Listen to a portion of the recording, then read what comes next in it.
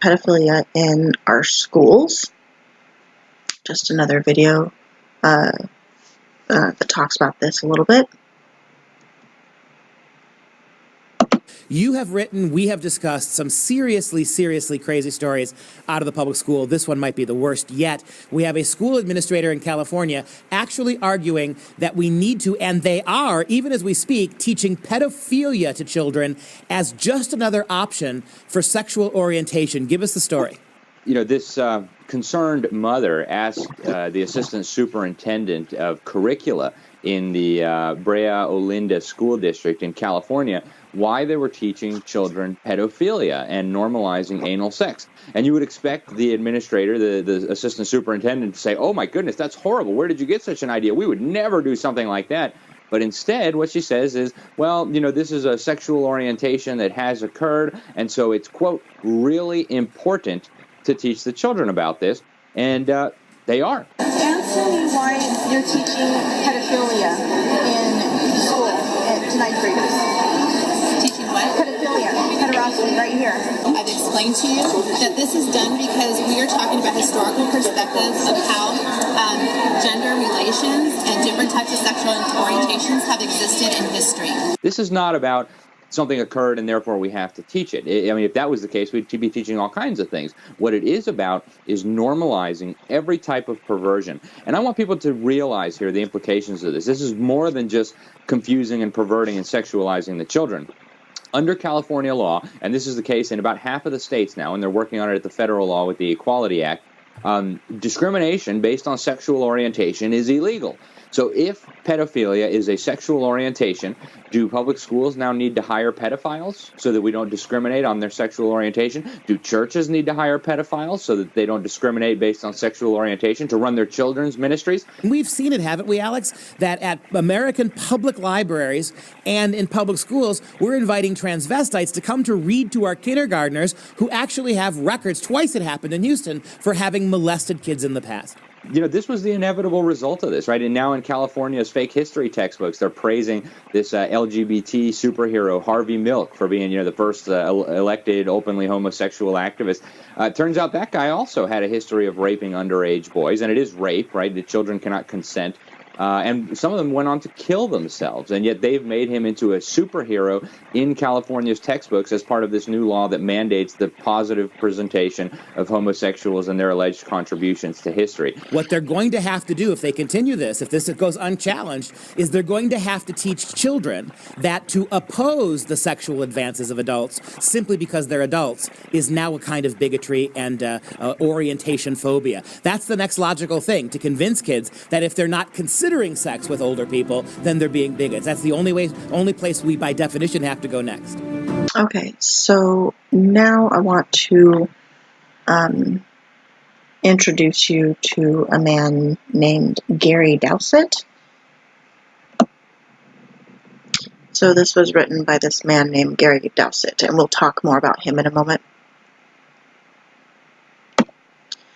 Many of my male friends are teachers working in perilous positions in secondary and primary schools.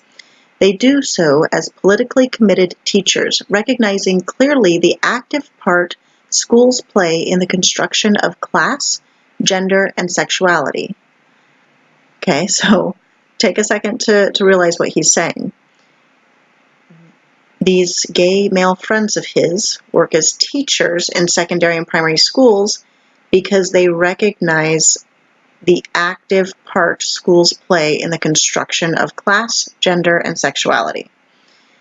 So they are being intentional about being in the schools. And again, my flatmate is a child care helper in a kindergarten. Watching these mini persons crowd around his knees with glee on their faces is as good as watching his face light up when he's with them. Yet another friend was nursing at the children's hospital recently, and in spite of his pseudo-cynical disclaimer, I know he was good with these kids, recognizing their powerlessness in the hospital. And I also have a friend, a pedophile, who is working very hard on making sense out of his relations with boys. These relations consist of, among other things, a large amount of nurture and support for these boys, a real caring for their welfare and growth. Finally, I remember that I have 9 nieces and nephews, 3 of whom are my godchildren. Oh, we do need a new word. And we all have a good time together. But I am also one of 3 legal guardians of a child of a lesbian friend. This last arrangement is the newest and the most developed in my thinking about my relations with kids. So here I am wondering what the theoretical and political components of an argument on gay men and kids might look like. The pen stops. The mind craves a distraction, a record, a cup of tea, a put-off phone call.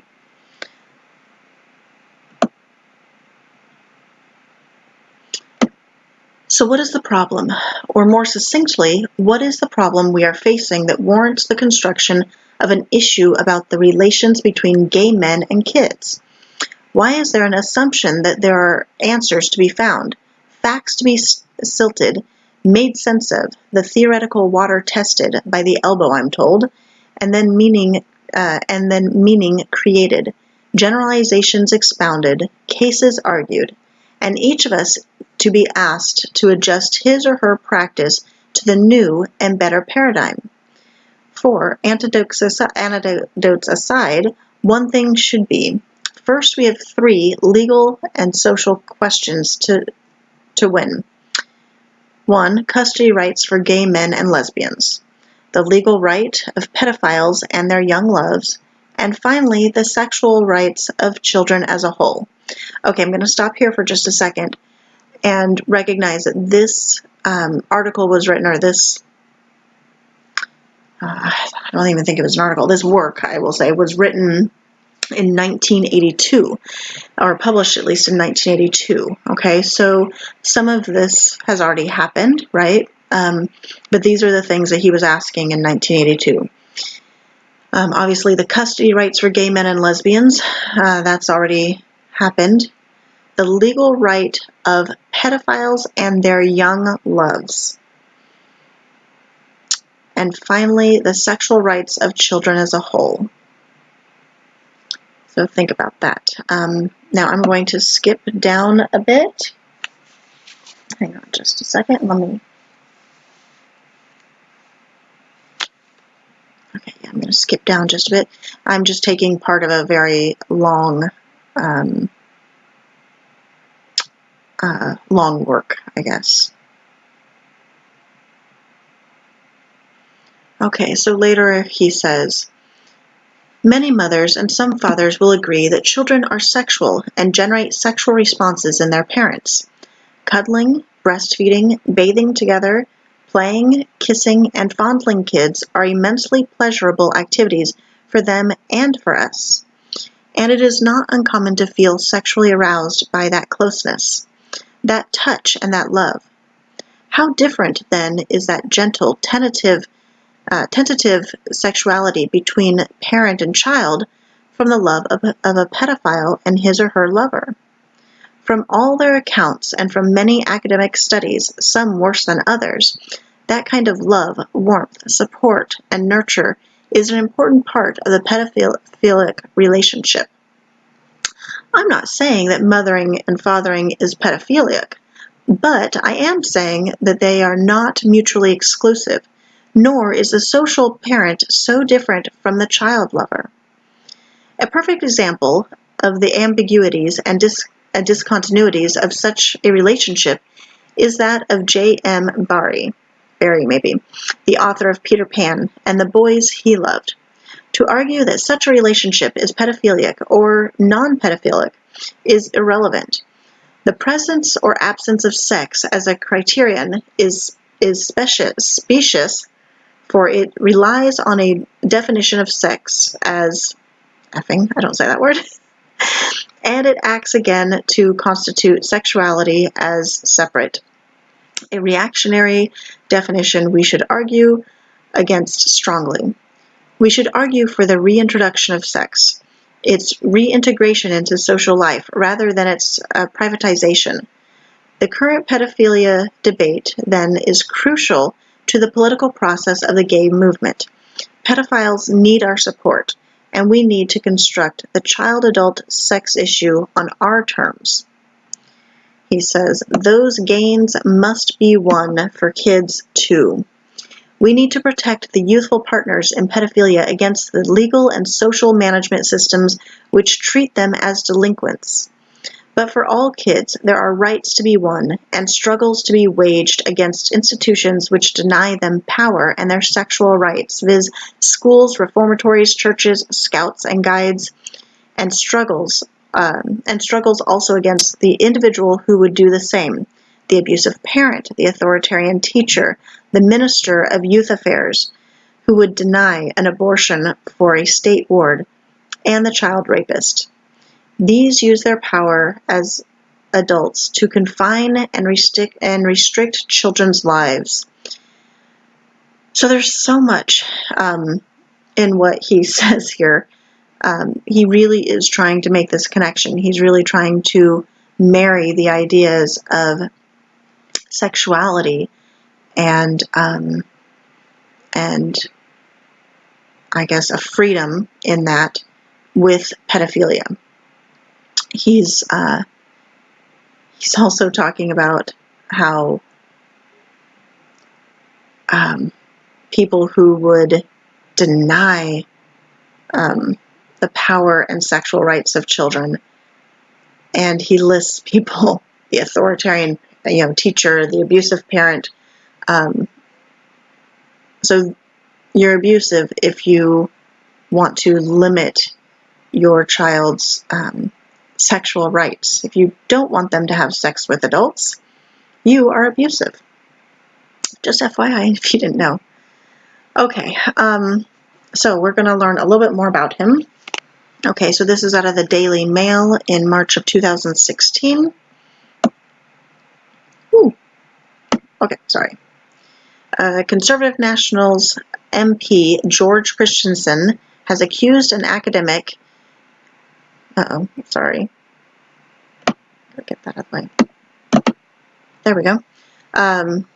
He's labeled as a pedophilia advocate of being linked to the controversial Safe Schools program. The backbencher, a staunch opponent of the controversial anti-bullying schools program, is among a group of coalition MPs who have written to the Prime Minister calling on him to suspend its federal funding. He used parliamentary privilege on Wednesday to name Gary Dossett, so that was the author of that work that we just read from, the deputy director of La Trobe University's Sex, Health, and Society section, of being behind the anti-bullying program. I think it would shock many parents to know that a pedophilia advocate is overseeing the organization that came up with the Safe Schools program, he told Parliament. Skipping down a little bit. Mr. Christensen referred to an article written by Professor Dowsett from the journal Gay Information to accuse him of being a longtime advocate of intergenerational sex, otherwise known as pedophilia. So intergenerational sex, I guess, is another term to get away from pedophilia. He says, how different then is the gentle, tentative, we read this, relationship, or sexuality between parent and child from the love of a pedophile and his or her lover. That kind of love, warmth, and nurture is an important part of the pedophilic relationship, the backbencher said. It is understood the article, entitled Boiled Lollies and Band-Aids, Gay Men and Kids, was written 35 years ago. La Trobe University said it stood by the work of Professor Dowsett and his team. We are appalled that a respected academic has been attacked using parliamentary privilege, a spokesman said in a statement. So they are standing by their man. Okay, this next one goes into this a little bit more. From News Weekly. Queer gender, and in 2016, queer gender theory is at the core of the Safe Schools Coalition Australia program, says Monash University feminist writer Laura McNally. McNally says that if this term is unfamiliar, there is good reason. Queer theory is a highly contested and relatively recent development in the sociology academy. Queer theory propositions, such as the 51 genders category and growing, are more likely to be found discussed on Tumblr than in any empirical study. That hasn't stopped them from being rolled out in the schools in various countries. In the Safe School Coalition Australia program, resources include OMG, I'm Queer, and OMG, My Friend's Queer. These texts link to major queer sites with countless resources on the issue. Children are encouraged to adopt a label such as gay, lesbian, queer, or pansexual. The program views all forms of sexual activity as acceptable, normal, and safe. The -18 website contains highly sexual resources. The article, When Are You Ready to Do It?, provides no minimum age for sex, but does give a range of other advice. It may come as a surprise, the article says, or the website says, but there is no strict definition for virginity, especially if you're queer. Penis and vagina sex is not the only sex, and certainly not the ultimate sex. Okay, so again, lots more to this article that you are more than welcome to look up, and I will put all of the resources in my description.